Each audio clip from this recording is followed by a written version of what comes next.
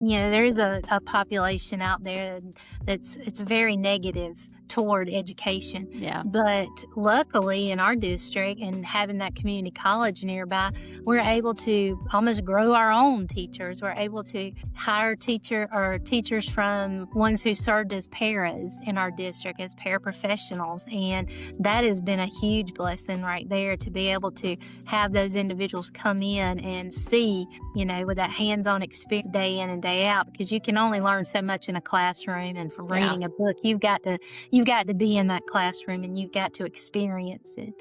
I can remember my own earlier degrees in bachelor's and master's degrees where before I even got a teaching position, and I can remember thinking to myself, I didn't learn anything until I got to my student teaching, when I had to go in every day and take control of that classroom. And so having those experiences is so important, especially with special education. Hello, everyone, and welcome to the Brighter Together podcast. My name is Janet Courtney, and my special guest today is Cindy Felkins. Cindy is the Director of Student Support Services and Federal Programs at Bleckley County School District, which is in Cochran, Georgia. And I almost tripped over that, Cindy.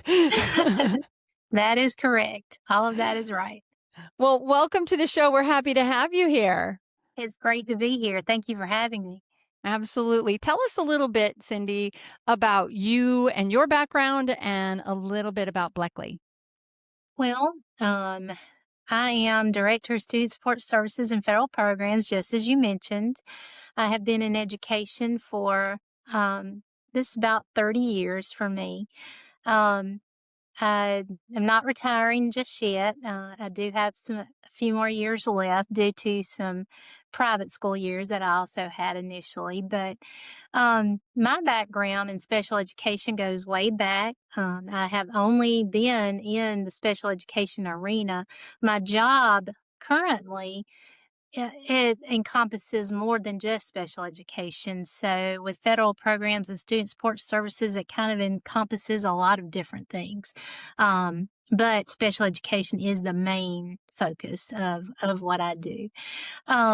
In my personal experience, I had an aunt and uncle who were educators, longtime educators, and they are one of the reasons why I went into education myself. I was the first one in my immediate family to go to college in my immediate family and pick education as a vocation. So it's been very important to me. That same aunt and uncle were a long time, well over 30-year educators, and they both recently passed away within the past couple of months. So I just mentioned that because it's kind of near and dear to my heart. Yeah. I did have various family members and friends who have had children in special education and needed to have that advocate and have support services. And that was very important to me too, especially being in a rural district and making sure that our students with special needs have the services and have the supports that they need in place, and also working with our team here to make sure that these students see outside the boundaries of our town. And I learned from a very knowledgeable colleague. She uses the phrase all the time, we don't want to see them graduate to the couch. And she's very, Yes. very smart. She's very Yeah. talented. She's very wonderful at what she does in a neighboring district. And that just stuck with me when she said that, because that's very important to me too, because we often see some of our students with special needs in our program, and it is in families, and it presents itself in families sometimes, and we want to provide those supports that they need here, even though we are rural. I know we're actually a very desirable school district in our area, and we are very proud of being a Bleckley County Royal. And we have neighboring districts whose families want to bring their children to us. So we do tend to have a lot of that too in our district. But Yes, that's where I am, and that's what I do day in and day out is work to make sure that the students and families in our district are taken care of. Yeah, and you were telling me before we went hit record, you have about 2,600 students, correct? That is correct. We have sometimes a little over, sometimes a little less, 2,600 students. That's fluid data, but yes, that's what we do operate with. And many of those students, I would say probably almost half of those students are in some program that is managed through the support services department. You know, if you consider gifted and students with 504 plans and students with IEPs and students with that need EIP services, early intervention, in our MTSS program, also, all of those, if you add all that up, that's a significant amount of students who need some support whatsoever. But we're in a great school district where we pride ourselves on working toward making sure to meet the needs of all of our students, so we can meet the needs of the specific needs as well. Yeah. Yeah, that's really good. That's really good. MTSS, for those of you that don't know, most of you know now by now, but it's multi-tiered system of support. So, but that's wow. So, you said your whole career has been. How long have you been at Blakely? My entire career, Oh, outside of 3 private school years, I've been in Blakely, and this is my well, that 30th year in education. wow. Well, And that makes even my before that, I did, work with a tutoring agency mhm. and I did computer-based testing for an agency before that, so I've kind of always been in special education. When I was in high school, and I'm dating myself 'cause, getting close to the that 60 mark, won't be long, but, Me too. Me too. I'm right behind. I'm but 58. I'm right there. we were fortunate to have extracurricular activities, and one was, Future Teachers of America, FTA, Oh, back in the yeah. day, Uh-huh. and I can remember being part of that organization, and we were able to go to we would be able to go to another school, another classroom, and teach for a day, and be part of the club, and so it's kind of always been in the forefront. We do live in a town that has a great community college, Middle Georgia State University. It used to be Middle Georgia College back when I went, back in the day. But, it prides itself on its educator prep program for putting out teachers, and I went into teaching, back then. That's fantastic because the question I have for you is you've seen 30 years. You've seen 30 years at the same school, which is really neat. So 20 what 20 this is my 27th year here, 20 but yes, well, I got yeah, 30 okay. years in. Got Okay, 30 years so in. close. 27 years there. So give our listeners just what has changed. I mean, there's a lot of change, but like when I ask that question, what jumps out at you as the major changes that you've seen in special education in those 27 years? Well, I would like to tell you that, you know, there's a huge difference, but the bottom line is kids are kids, students, families are families, and the needs are the same. I think we're better at identifying those needs now. I think Mhm. we're better at connecting resources with those needs now. But and I know I hate to say the C word, COVID, but ever since COVID, we have been behind that 8 ball with, making sure to connect those services too as well. But I do think that we're doing everything that we can possibly do. We have a wonderful support agency in our neighboring district. It's GLRS, Georgia Learning Resource System, and ours is called East Central. So it's East Central GLRS. And it may be small in size, but it's big in providing resources for educators and training resources and working on those transition needs for our students as well too. But overall, it we've seen an uptick in students that have ADHD and autism and students that are diagnosed at an earlier and earlier age with these disabilities. And sometimes, you look at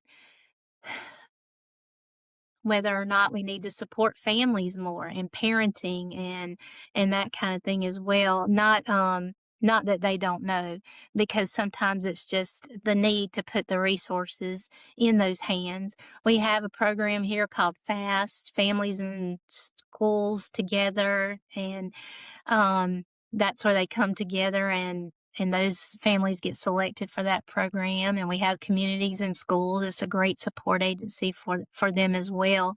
But I have found that we've got to all come to the table. It does truly take that village, and we've Yeah. got to meet the needs of the families. But on top of what we're already doing in school, it is, you hear, okay, we're having less individuals going into education because of the compliance or because of just the sheer, there is a population out there that's it's very negative toward education. Yeah. But luckily in our district and having that community college nearby, we're able to almost grow our own teachers. We're able to hire teachers from ones who served as paras in our district as paraprofessionals. And that has been a huge blessing right there, to be able to have those individuals come in and see, with that hands-on experience day in and day out, because you can only learn so much in a classroom and from Yeah. reading a book. You've got to be in that classroom and you've got to experience it. Um, I can remember my own earlier degrees in bachelor's and master's degrees where before I even got a teaching position, and I can remember thinking to myself, I didn't learn anything until I got to my student teaching, when I had to Mhm. go in every day and take control of that classroom. And so having those experiences is so important, especially with special education, Yeah. Yeah. Yeah. even more so. Even more so. I agree 1000%. There's only so much that theory and book learning can give you compared to the real world, because you're not going to, no child is going to be textbook, right? No child is going to come with just that Absolutely true. one problem, right? And it seems like, Absolutely. too, it's not just a child. And you've touched on that quite a bit. And I'm grateful to hear that, because you're talking about serving not just the child, but your community and the parents, and doing everything you can to help those children to be successful. And I love the fact that you're growing your own teachers. What a great program that is. How long have you guys been doing that? We've been doing it for a number of years now. We have a program where we can hire paraprofessionals while they're in school as well. And we partner with our education agencies to do that. And so it's just been a really positive for our district. Awesome. So have you seen kids that have, or students that have, I always call them kids, students that like graduate and then from Bleckley go into that program and then come back as a teacher? We sure do. It's funny now that I have this many years in, and now I'm seeing, people that I taught or people that when I spent a lot of time at the high school level, like nearly 20 years. I was just high school level, and I was beta club advisor in the high school. So it's funny now because quite a few of them are getting jobs, and maybe some of them in this district and the other districts as well. So it's awesome to see that, to see those young people go into a profession that's near and dear to my heart, along with everyone I know that works here. Has that same kind of feeling about working in our home district. Yeah. Yeah, and that's great. That sense of community, and yeah. So in Cochrane, you said it's rural, but you have 2,600 students. So how big is Zero industry, though. We have zero zero industry? industry Okay. here. The school system is probably the largest employer Ah. in our district, if my numbers are, So is it like a correct. bedroom community? Do they like does everybody drive to somewhere to It work? It is. We're, about 30 miles away from Warner Robins, Georgia, which is where Robins Air Force Base is, and Ah, okay. we're a bedroom community for that, and we're about Gotcha. 40 miles south of Macon, Georgia. So and we're kind of in the middle between, like, Perry and Dublin and Warner Robins and Macons, but we're in the center of the state, but we do have a lot of students for our small district, but, they we actually have a fairly significant population of out of county, and sometimes we feel, that need and we not really that need, but that niche and we get Mm, overloaded sometimes in certain areas, so we have to watch that and all, but, you know, we are a good school system in our area, and we're thankful and blessed. yeah. So you're the director. Let's just talk about your structure for special education specifically, because I'm a therapist. I'm always go into special education if I Okay. can. Let's talk about special education. So you're the director, and then you have how many? Like, do you have coordinators under you? What does your structure look like? Well, we call them lead teachers, Okay. here in our district. Most of them, well, almost all of them have, teaching responsibilities as well, with a little bit of additional release time to do coordinator type work in the schools. But I'm very, very fortunate to have a district school psychologist. So we're not contracting that position. We have one on staff, and she is absolutely fabulous. She is such a hard worker and basically my right hand. She is in all the schools. She handles all of our, everything. She's even our District 504 coordinator as well. So we do meet a lot. We have meetings every single day. If you ask the administrators in our district, they would spend more time probably in IEP meetings than than anywhere. It is a lot. But luckily those coordinators, leads, they're able to help in that capacity as well Hmm. too. So they're in the building, they're boots on the ground. It's a fabulous group of ladies. I don't have any men coordinators at the present time, but we do have those. We have a great 3 to 5-year-old program in our school district, and we are meeting the needs of our 3 to 5-year-old students with disabilities because, as you know, you may have had in a previous podcast, you start serving those students with disabilities from you go ahead and get referred when they're 2 years old. Yeah. Our school psychologist is evaluating them at 2.5, and they start with us at age 3. Yeah. And we Yeah. run a When they project. qualify. I'm Yes, sorry. Go ahead. yes. Yeah. No, we run a, Project STEP program, we call it, and we have an early intervention coordinator, and our early intervention coordinator is also the 3 to 5-year-old, classroom teacher, but we implemented the program where she and our school psychologist and our pre-K director also, and any of our therapists that's applicable for the students, whether it's the SLP, OT, PT, they get together and meet and talk about because that is so important to me. That was something that I worried about as a director, wanting those families at that initial stage where they're first hearing that, okay, something may be wrong with my child. Well, they may not be anything wrong with your child. It may be a developmental delay or it may be some supports may be needed, but let's go ahead and meet and let's discuss and let's see, what we can do, how we can offer to help. Whether we just need to do some screeners or do we need Right. to do pull out psychological testing at that juncture. Um, so we actually partner with our area community. We send out our child find information to our area daycares and pediatrician, and we don't have any issue with finding the students with needs in our district because they do. Those families come to us, Yeah. uh, but I want them to feel comfortable in sitting there and asking questions Yeah. and getting the information they need from the time their child, is first going to start school because that is so important to me because that is the first impression of the special education program in our district.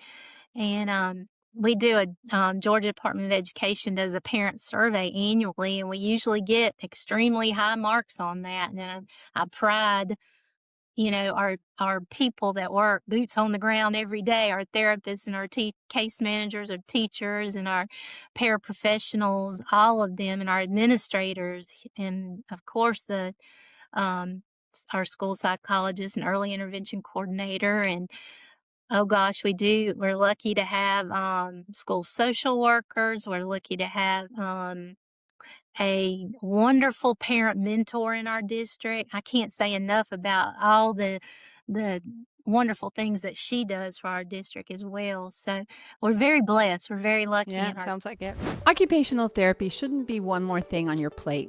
It should be a solution. Lighthouse Therapy offers school-based occupational therapy services that actually work for you and your staff. Our OTs have an average of 16 years of experience in schools, and they support everything from handwriting to fine motor to sensory integration. And you can choose from 3 different service models, whether it be virtual, hybrid, or in person. It's OT that fits your workflow without the chaos. Visit lighthouse-therapy.com/brighter together to learn more. Yeah. Yeah. So what would you say right now in 2026 in February? What is your biggest challenge? biggest challenge at this juncture is, well, you're gearing up for spring testing. Yep. Yep. That's always a challenge.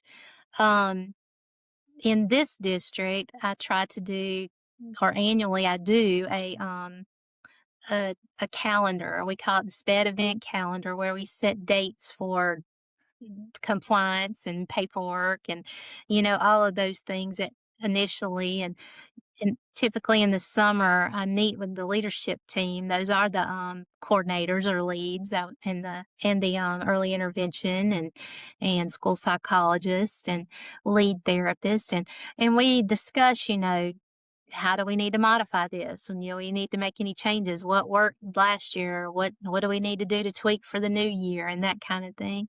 And it's important to have all those voices at the table too, because you know it needs to work for every building. And when you're in a position like me in this district, I may be handling federal program side of things one day and jump to an IEP meeting the next. Or I'm also tribunal officer for the district, so I may have to go do that. Or, it's just a lot. It's a lot that goes on, and it's multitasking. So having those individuals in those key roles that you can trust Yeah. and you can work with and talk to day to day, it's just a huge, huge need and a huge blessing. Yeah. Yeah, for sure. For Having, sure. like I mentioned before, East Central GLRS and any of the outside support agencies, Georgia Department of Ed is fabulous when it comes to providing any kind of resources and needs too as well. So we've got it. We just have to have, I guess, time is the biggest commodity Yeah. that we wish we had more of.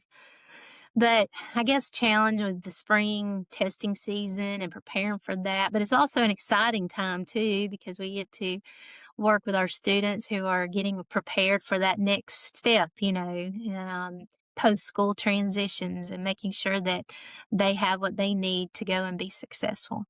Right. Yeah. Because that's the whole point, right? Right. Give them an Exactly. education so that And they can starting go out. earlier too as Yeah. well, like, don't wait until high school to consider that. Um, we were an Aspire district, which is, active student engagement, inspires real engagement. I can't remember the acronym It's okay. participation, but it's basically, where students are learning to building those self-determination and those self-advocacy skills, and they are, by the time they get to high school, they're leading their meetings. They're telling the team what's working for them, what's not working for them, what they need, and that's always the goal. Um, Start small, let them maybe want they can come in and introduce their team, and then later on they're leading their team, by the time Nice. they get out of high school.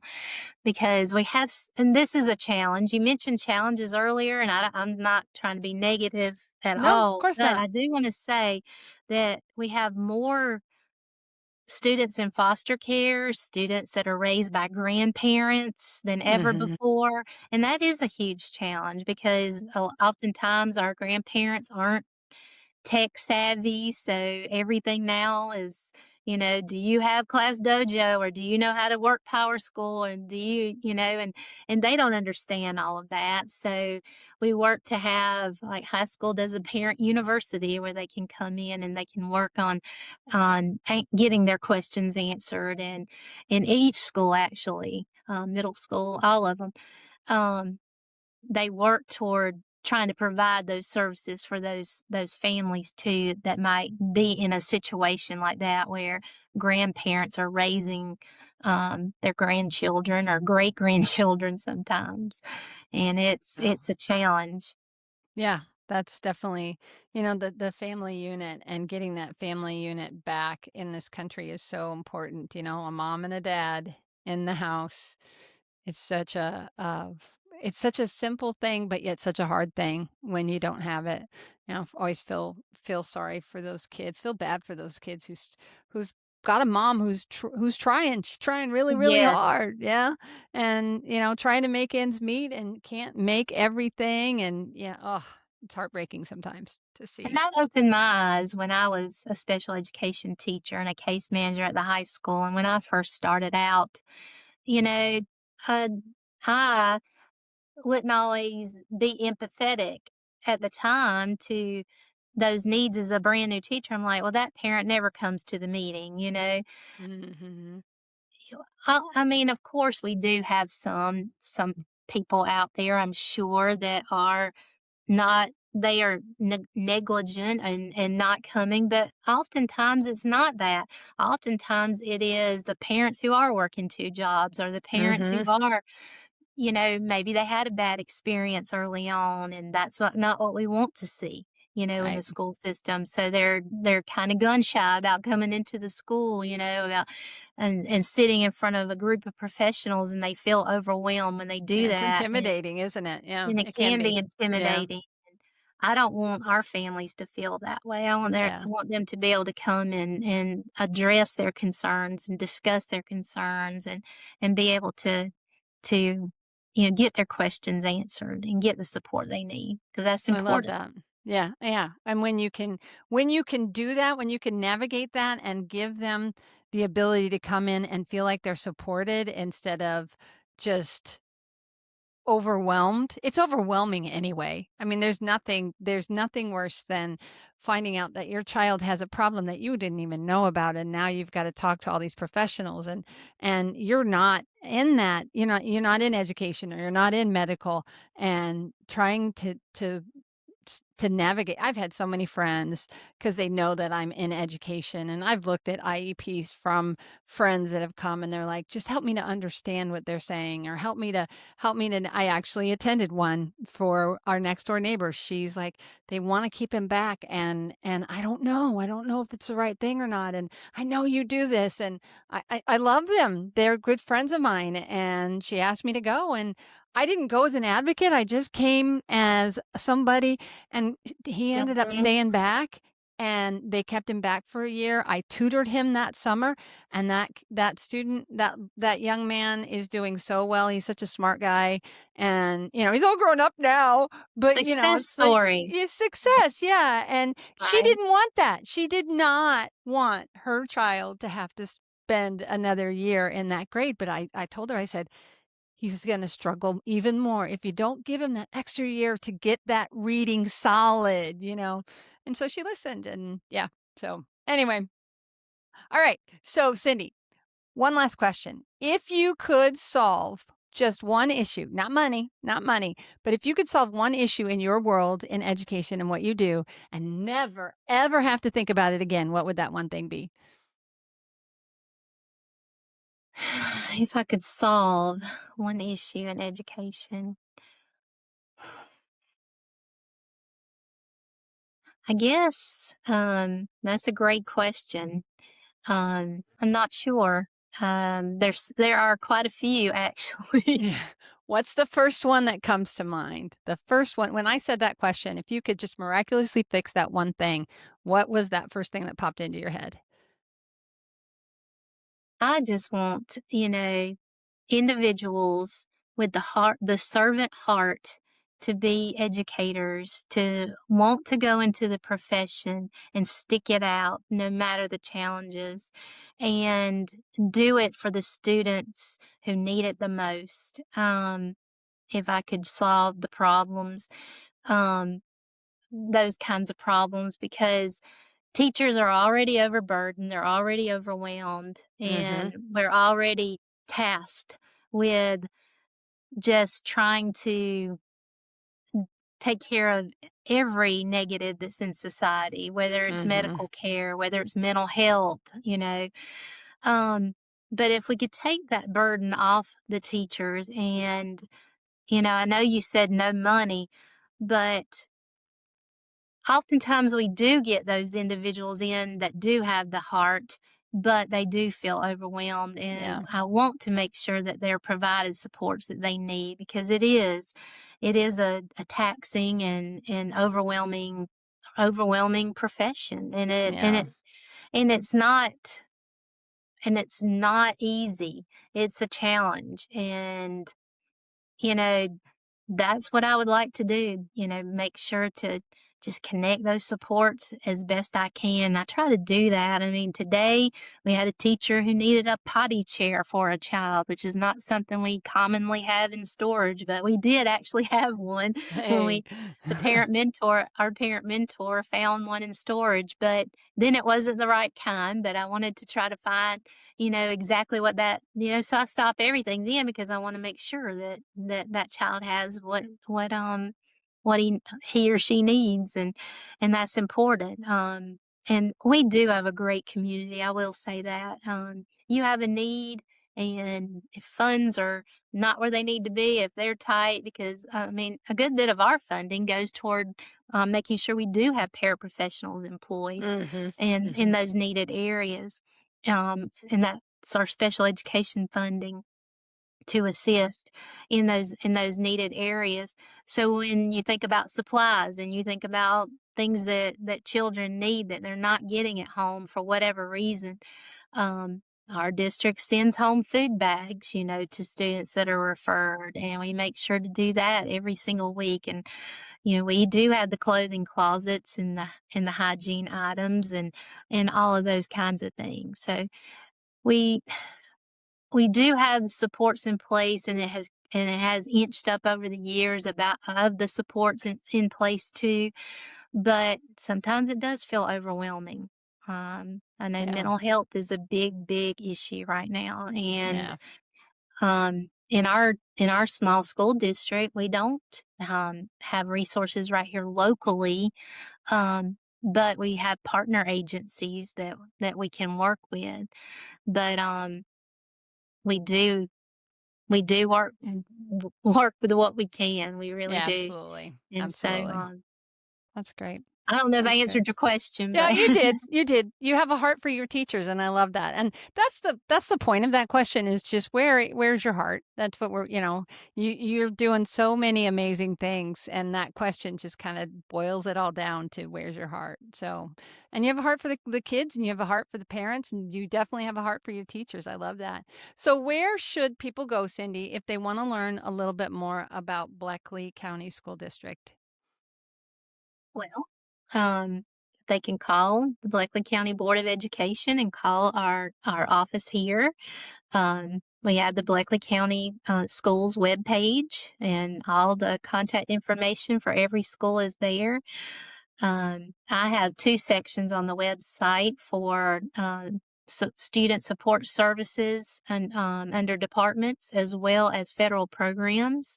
And all the information is there for families that have children with special needs, or we have a section for gifted. We have a section for 504, hospital homebound, MTSS. We have those kinds of things online already.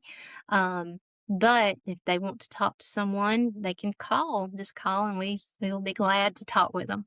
Awesome. Well, Cindy, it has been an absolute pleasure to have you on Brighter Together and to talk about this your experiences. You have a wealth of knowledge, and Bleckley County Schools is blessed to have you. I'm sure that there are a lot of people there that know that. So thank you for We taking the time. Yeah. I take 0 credit for anything in this district because it is truly a team effort all Yeah. the way around. The individuals in this district go above and beyond to work to meet the needs of our students and families, and I couldn't be more thankful.